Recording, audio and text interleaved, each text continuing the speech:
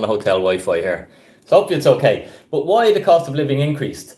Even the president of America is telling us that it's Vlad's fault.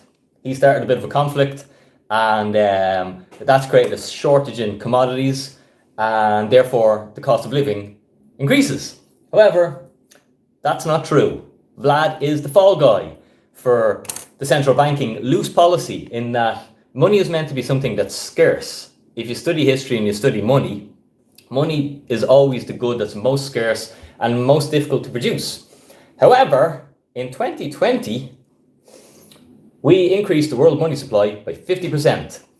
Now, what that effectively will do is it will halve the purchasing power of any money that you or I hold by approximately 50% when this all washes out. So if you've got 10 grand savings in the bank, probably going to buy about 5 grand's worth of stuff, because you're going to have to give more of your euros to buy the same goods and services. And that's a problem.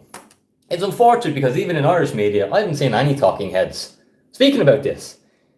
Versus the plebs, these Bitcoiner people. How come they knew about it? How come Crypto with Dini, our channel, and go look at our videos from 2020, when we've been telling people, inflation's coming, protect yourself from inflation. And we didn't hear a bit of it in the news for 2 whole years. How is that the case?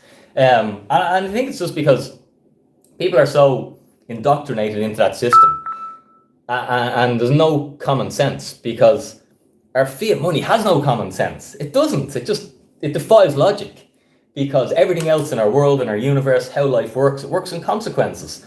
Versus our fiat money system doesn't work in consequences, and it incentivizes bad actors. We've seen that, and we've seen that since the 70s. Since we went on to this fiat money experiment, and it's a failed experiment because the wealth gap is growing bigger and bigger, and it's just constant destruction of people's wealth. Unfortunately, most people don't understand it, and it's so basic. It's just like, if you dilute the supply, you've heard my have you heard my cigarette analogy? Okay, imagine this is a cigarette. Dini's in prison. Okay, haven't been there, don't want to go, hopefully I won't, cross the fingers. All right. Let's say I'm in jail and I smoke, and everyone in prison smokes. There's 1,000 of us in the prison. And every week we're able to get in 10 cigarettes, okay? So each one cigarette has a purchasing power, okay? And I can say, well, instead, if I'm lucky enough to get one of them 10 cigarettes a week, I can be like, well, I mightn't smoke this week, but I'm meant to be on cleaning toilet duties all week. I'll swap my cigarette for cleaning toilets all week. And I'll go up to a fella and say, here, do you want this smoke? Clean toilets for a week for me. And he'd be like, feckin' right I do. There's 1,000 people in the prison. They all smoke. So one of these cigarettes has value. Okay? But then we get this bogey guard. All right? And he's able to smuggle in 100 cigarettes a week. So now when I go to my buddy and I go, here, do you want my 1 cigarette? Cigarettes aren't as scarce anymore. And he'd be like, Dini, I ain't cleaning toilets for a week for 1 cigarette.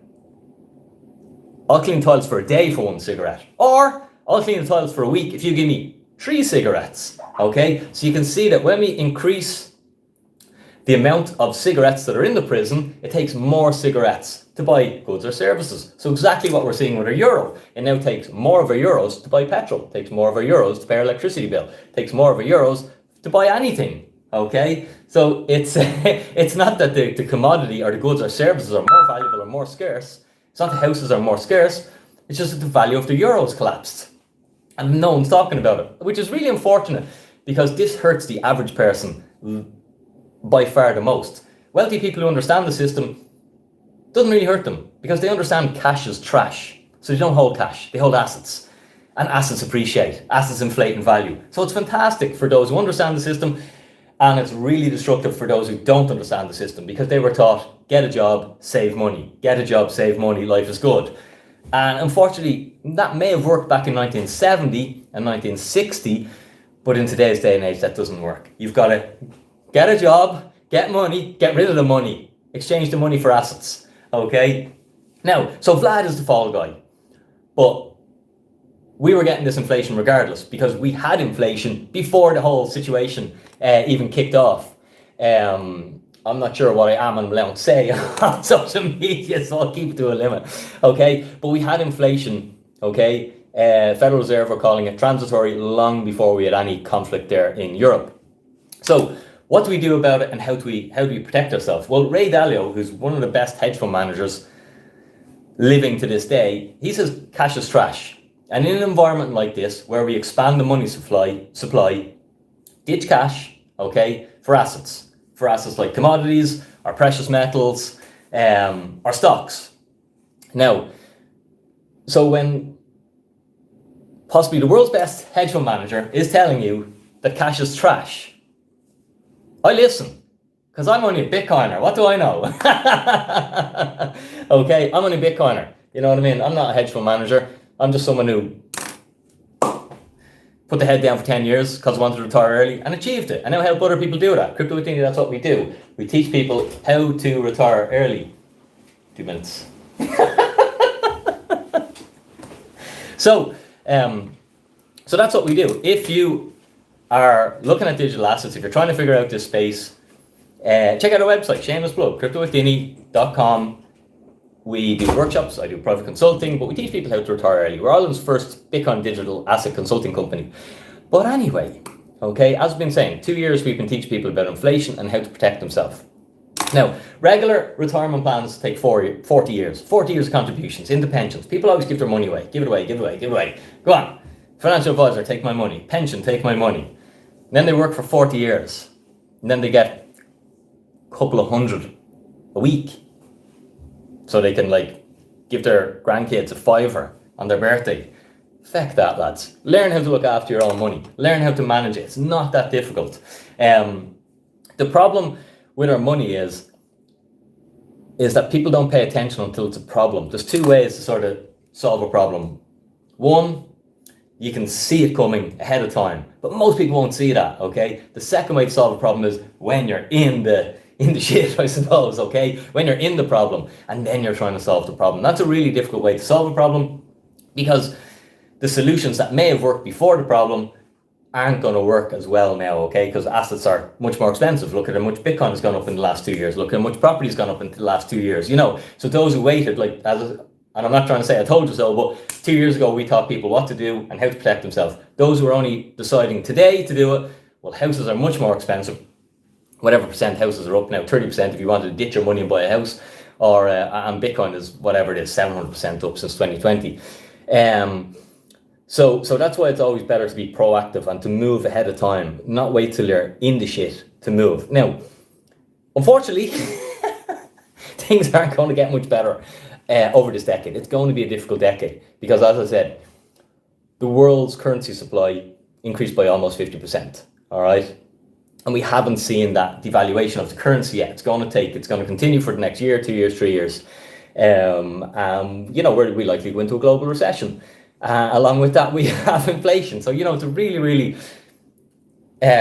not to be negative, but it's a difficult time ahead. So move now, protect yourself. Fair enough. You can't buy Bitcoin for $6,000. You have to buy it for whatever it is, 40 grand or 30 grand today, but it's still better because as we go forward, assets are only going to get more expensive and your currency is only going to lose its purchasing power more and more and more. In Turkey, no one thought they had a problem until they woke up one day and their currency bought 50% less stuff, literally overnight. So that's what I say, don't wait. The problem is the cost of living goes up, the cost of goods goes up, the cost of services goes up, the cost of everything you want to buy goes up, but your wages don't increase at the same rate, okay? And I have a lot of people who I consult with, and just people day to day, and they're like, oh, I got to raise my prices, but I don't know if I can. And I'm just like, you have to. You got to do it. Unless you're fortunate enough to be an internet-based business that you can survive, but your profit margin is being hit. Like a lot of people are being hit with 20, 30, 40, 50% of their profit is now being eliminated due to this inflation. So what I teach people is a plan B, okay? You don't have to get all your eggs into this basket. But if things that are abundant, as I said at the start of the video, the best money was always the scarcest money, okay? But then in 2020, we printed trillions. So it became apparent money isn't scarce anymore. What is the value of this thing? It's only paper. If I buy toilet paper, in 2 years' time, do you think toilet paper is going to be cheaper or more expensive? So whatever price toilet paper is today, in 2 years, will it be more expensive or cheaper than it is to buy toilet paper today? Wherever you can get it the cheapest, we'll say. It'll probably be more expensive, won't it? So therefore, toilet paper is better at being money than money is at being money. Just think about that. Question what money is. A lot of people have never done that in their life. I didn't do it for the first half of my life. while I was poor. And it wasn't until I started to question what is money and understand it, because I was exchanging my time for it my whole life. Okay, so to plan B, things that are scarce of value. What's the scarcest thing on the planet? Well, it's gold. Gold is one of the scarcest things that can operate as a money because it has all the other characteristics like divisibility and fungibility and portability and recognizability. Okay, gold is the scarcest thing on the planet. But next year, Bitcoin becomes the scarcest thing on the planet. And every year after that, it just gets scarcer and scarcer and scarcer and scarcer. And remember, what makes a good money? Scarcity. Okay? And throughout the history of money, from seashells to glass beads to metals like tin and copper to silver and then to gold, the reason we went along that route was because humanity always chose the scarcer money. Okay? And Bitcoin is now scarcer than gold next year. So position yourself. What I teach people is accumulate a little bit of Bitcoin, just in case this thing continues to do what it's been doing. Not even just in case it continues doing what it's doing. It's going to continue doing what it's doing. That's as plain as day. But the asymmetry of it, if this is a new money, if this is the emergence of a new money, well, this is a unique opportunity. It was 5,000 years ago before we had an opportunity like this before when we went from silver to gold. Okay, because gold has been store of value for thousands and thousands of years. And here we are living in this unique opportunity where we're transitioning from physical store of value, being physical gold, I can hold it in my hand, hold a gold coin, to digital store of value. Now everything, what else has been digitized?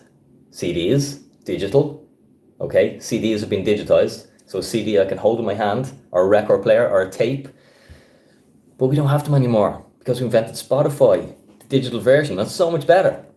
And it's the exact same with money here now. We've created a perfect money.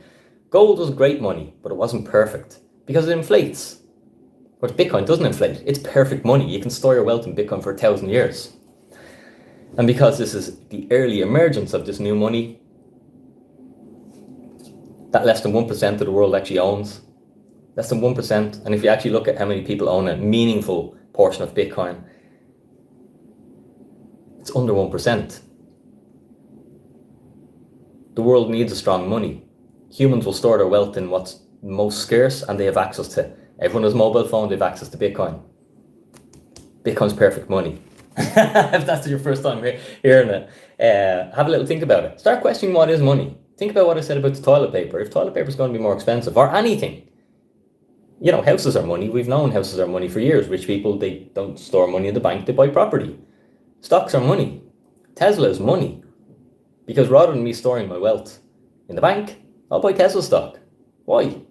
Because it goes up. Whereas the purchasing power of my euro goes down, so I don't save euros. Only poor people do that. I used to do that when I was poor. Because no one told me this. It took me half my life to learn it. Okay? So, guys, have a great day. If you're learning, make sure you hit the like button. I call it the daily exercise. If you're new here, smash the like button. Throw a comment in, say hello. I'm going to jump off here. I'm going to wine tour. I'm on holidays in the Canaries. Going to tour a few vineyards, probably sample a few dodgy wines. And have a good day. Guys, Dinny out.